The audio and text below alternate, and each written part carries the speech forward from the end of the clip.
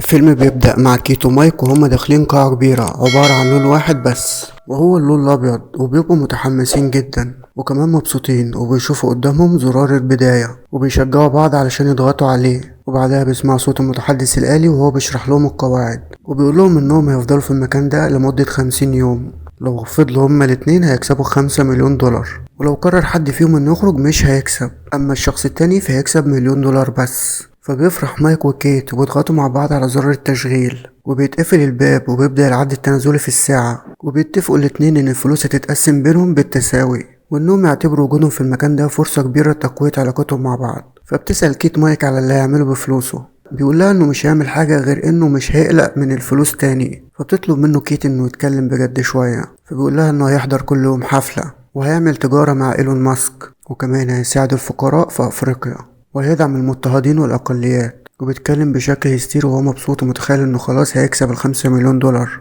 وبتقوله كيتي انها تستثمر فلوسها، وبيبان ان شخصية مايك عكس كيتي تماما، وده لان مايك بيبقى شخص مرح وفوضوي، وده بيظهر في حبه للشوارع والرسم على جدران، على عكس كيتي اللي بتكون شخص روتيني جدا ومنظمة ومسؤولة جدا. بيتفرج كيتو ومايك على باقي القاعة وبيلاقوا الحمام، فبيدخلوا علشان يشوفوه. فالمتحدث الصوتي بيقول لهم ان مش مسموح لدخول الحمام غير لشخص واحد بس. وبعدها بيناموا على السرير اللي بيبقى برضه باللون الأبيض، وبيكون مايك زهقان لأن مفيش أي وسيلة ترفيه، فبيشوف شاشة لمس على جدار القاعة، فبيلاقي فيها كل التعليمات اللي بتخص التحدي، وبيلاقي فيها قائمة للأكل، فبيطلب العشاء، فبيجي في هيئة علبة لونها أبيض، وبتكون علبة لبن، وكمان ملوش طعم ولا ريحة. فبيتضايق مايك جدا، ولكنه بيخمن إن الفطار هيكون أحسن. فبتظبط كيتي المنبه بتاع الشاشة على الساعة 7، فبتقول لمايك لو الميعاد ده هيكون بدري بالنسبة له، فبيقول لها عادي يظبط المنبه براحتك، وده لأنه في أجازة يصحى وينام زي ما يحب. فبتغير نور القاعة في الوقت اللي بيقول فيه المتحدث الصوت اللي جه فيه وقت النوم،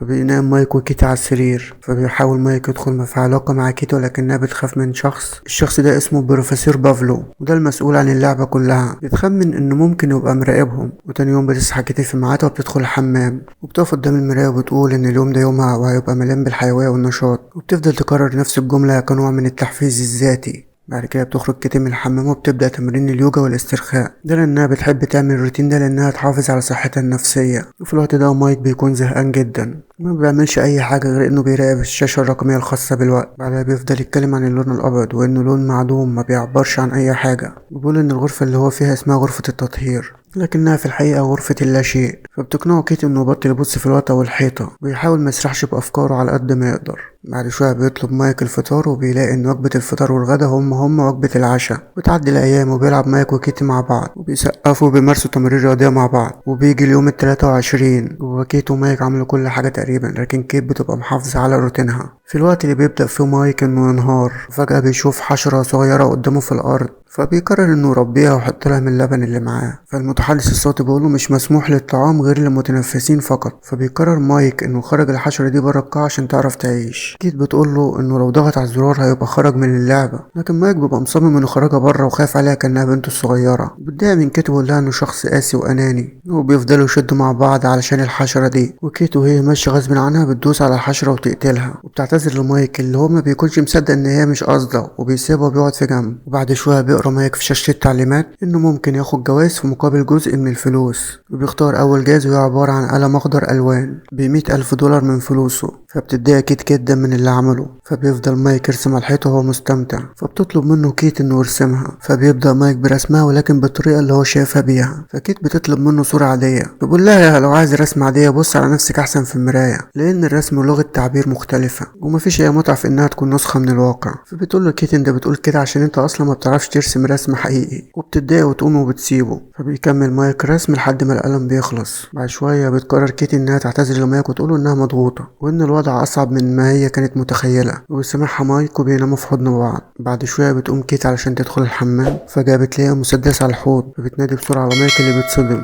وما بيرضاش يقرب منه، وما بيعرفوش اذا كان في المسدس ده الرصاص ولا لا. فبيقرروا انهم يتخلصوا منه، فبيحاولوا انهم يحطوه في مجرى الغسيل. فالمتحدث الآلي بيقول لهم ممنوع وضع اي شيء في مجرى الغسيل غير الغسيل. فبيقرروا يخبوه تحت السرير. فبيحسوا كده ان البروفيسور بافلو بيلعب بيهم، فبيفكروا ليه هو اللي بيحصل لهم، وليه ممكن حد يفكر في تحدي زي ده. فبيقول لها مايك ان البروفيسور بيحب الافلام الوثائقيه ومهووس بيها، وانه في اخر فيلم وثائقي قرر انه يحول بنت عاديه لموديلز عالميه وكسبت فلوس بشكل جنوني. لكن البنت دي بعد تحويل حياتها تماما بيحصل مشاكل ليها ولأهلها، بينتج عنها تدمير الأسرة كلها، فبتتخض كيت جدا ولأول مرة بتحس بالخوف. وبعد كده بيقول لهم المتحدث الآلي إنه معاه اتصال، وبتظهر أخت مايك وهي بتتكلم معاه بعد ما بيطلب منها أصحاب التحدي يعملوا فيديو للمتسابق، وده علشان ما يكونش محروم تماما من العلاقات الإنسانية. وفعلا بيفرح مايك جدا أول ما بيشوف أخته، وبتقول لأخته إن الفرصة إن الوقت ده هيخليك تنسى كيت السامة وكمان جون، وبيقفل الاتصال. وبيظهر ان مايك اتأثر جدا، وبتتضايق كيتي جدا، وبتعرف ان مايك حكي لاخته حاجة عنها. بعدها بيجي الاتصال التاني اللي بيكون لكيت، وكيت بتنهار وبتقول ان هي ما عندهاش حد ومش عايزة تشوف حاجة. لكن بيظهر راجل عجوز وبيفكرهم بذكرياتهم زمان مع بعض، وبتفضل كيت تصرخ وهي بتتألم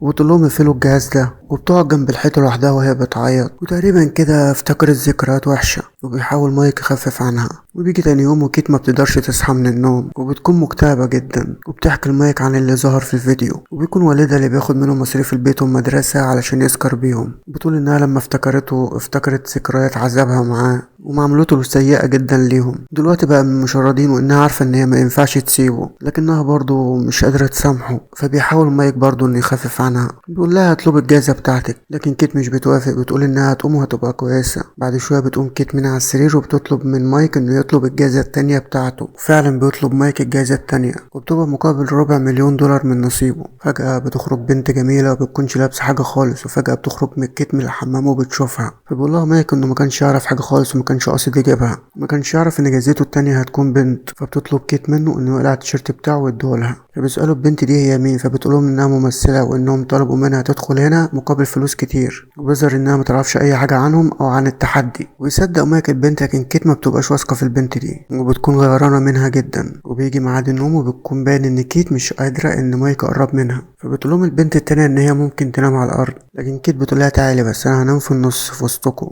تاني يوم بتصحى كيت من النوم ومش بتلاقي البنت، وبتفتكر انها مشيت، لكن بتلاقيها في الحمام. وبتظهر ان كيتي كده متضايقه من البت دي جدا. فبتقرر كيت انها تطلب جايزتها الاولى، وبتكون عباره عن حبوب هلوسه، وبتاخد 3 منها. وبتفضل طول اليوم عايشه في خيالات وهلاوس. وبينام مايك من كتر التعب وبيحلم بطفل صغير بيغرق وما بيكونش قادر ينقذه. وبيقوم من النوم وهو بيصرخ وبينادي باسم جون. فبتجري كيت عليه بسرعة عشان تهديه. فبتفضل تقول انها بتحبه وان موت جون مش ذنبه، لكن مايك بيبقى في حالة هستيرية وبيكون عايز يخرج من المكان اللي هو فيه. لكن كيت بتهديه وبتخليه ينام تاني. بعد كده بتقعد كيت مع البنت وبيفضلوا يتكلموا سوا. وبتحكي كيت عن شون اللي بيكون اخو مايك، وان في يوم كان مايك اخد حبوب هلوسة، وان شون اخوه كان بيغرق قدامه وبسبب الحبوب دي مقدرش ينقذه وشون مات غرقان. وبيصحى مايك بعدها وبيقعد مع البنت، وبتحاول البنت انها تخفف عنه، وبتمسك ايده وبتنبه له بيعملوه ده غلط، وان الفلوس اللي هم ياخدوها دي مش هتعوضهم عن الاذى اللي هيحصل لهم. وفجأة بتقوم كيت من النوم وبتحس بالغيرة اول ما بتشوف مايك مع البنت دي، وكمان ماسكين ايد بعض. فبتتخانق معاهم. فبيتضايق مايك جدا بسبب عدم ثقتها فيه وبتضايق وبيمشي. وتاني يوم بتصحى كيت وبتلاقي البنت اختفت، وبتفرح جدا وبتحس اخيرا بالراحة. وبتبص قدامها بتلاقي جملة مكتوبة على الحيط معناها ان مايك دخل مع البنت دي في علاقة. فبتتعصب كيت جدا على مايك وبتقوله انه خاين، لكن مايك بيقولها انه ما لمسهاش. لكن كيت بتتضايق جدا وبتفقد اعصابها وبتزقه بقوة على الارض. فبيتصاب مايك وبينزف وبيقولها انه محتاج دكتور، وبيكون بيتألم جدا. لكن كيت بتقوله ان النزيف هيقف، وبتحاول تهديه وتضغط على الجرح في راسه. فبيبص لها مايك بنظرة كلها احتقار وبيقول لها انت مش مهتمة بيا، انت اهم حاجة عندك الفلوس، وان دمه ارخص عندك من الفلوس، وانك شخص اناني بتفكرش غير في نفسك. بيقول لها كمان ان هي بتشك في ولاءه ليها، على الرغم انه فضل شهور مستنيها لما كانت مسافرة، وانه خسر كل اصحابه عشان يفضل معاها. وبدل ما تقابل كل اللي عمله عشانها بالعطف والحب، قابلته بالغيرة والخناق. بيقول لها انه لازم يمشي من المكان ده، وانه مش مهتم بالفلوس، وان الغرفة دي اللي حولتهم لوحوش. وبيطلب منها تيجي معاه لان لو فضلوا هنا يخسروا بعض. فكيت بتقول له لا مش ممكن تخرج، وان هو سهل عليه يسيب الفلوس لان طول عمره معاه فلوس بيستمتع بيها، اما هي في عمرها ما كان معاها فلوس. وبتترجاه ما يمشيش، لكن بيصمم مايك انه يمشي. وبتاخد كيت المسدس اللي تحت السرير وبتهدده بيه. وبتخض مايك جدا لكنه ما بيخافش، وبنصحها ما تسيبش الغرفة تأثر على حقيقتها. فبتضرب كيت طلقة في الهوا، لكن مايك بيكمل طريقه وبيدوس على زراره وبيخرج من الغرفة. وبتفضل كيت لوحدها وهي منهارة وبتعيط. بتعدي الأيام وبتكون كيت مش بتتكلم مع أي حد ولا بتعمل أي حاجة غير إنها بتنام. وأخيرا بتخلص مدة 50 يوم، وبعد فترة بيقابل مايك كيت بالصدفة، وبتكون خارجة من دار رعاية المسنين، وبتقوله مايك انها كانت بتزور والدها، فبيفرح مايك بيها جدا وبيحس انها اتغيرت، وبيتمشوا مع بعض شوية، وبيسألها مايك على اللي عملته كيتي بالفلوس، لكنها ما بتردش عليه. في آخر مشهد في الفيلم بنشوف لوحة مكتوبة على دار المسنين بأن تم إنشاء هذا الدار من قبل متبرع غير معروف، وبتكون كيت خدت الفلوس علشان تنشئ بيها الدار. وهنا بيخلص الفيلم، نتقابل في الفيلم الجاي. شكرا لك يا صديقي.